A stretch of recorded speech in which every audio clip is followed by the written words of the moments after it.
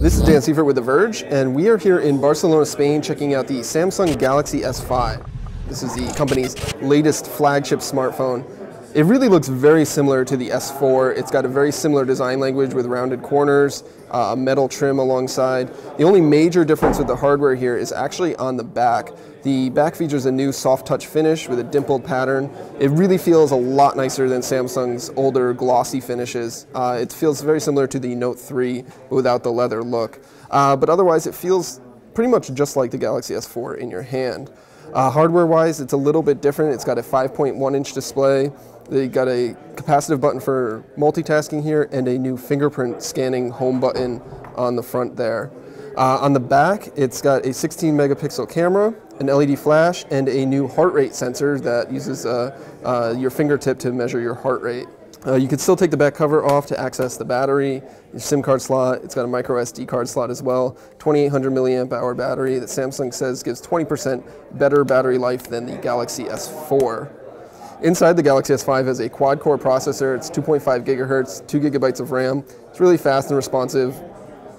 From our brief tests, there's really no lag that we can particularly see. The interface here is definitely very familiar to Samsung users. There are some slight differences. If you swipe over from the home screen, you can access the My Magazine feature, which was available with a swipe up in the Note 3.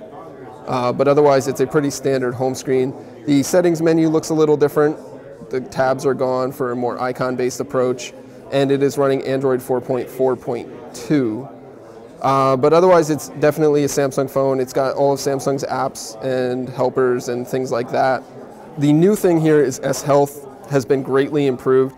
In addition to the heart rate sensor on the back, it's got a new exercise coach and pedometer and things like that, and it has the ability to be expanded with third-party apps that can tap into an SDK that Samsung will be releasing soon.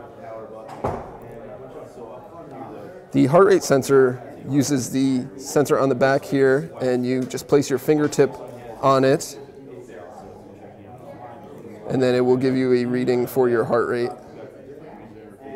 in about 5 to 10 seconds. And you can see my heart rate there. Samsung's going to be releasing the Galaxy S5 in a variety of different colored backs. There's blue, black, gold, and white. Depending on which market they're going to release, depends on which color will be available. Initially in the United States, we're going to see the black and white models. Samsung doesn't have a pricing announced for the Galaxy S5, but it says that we should expect it to see it on shelves in April.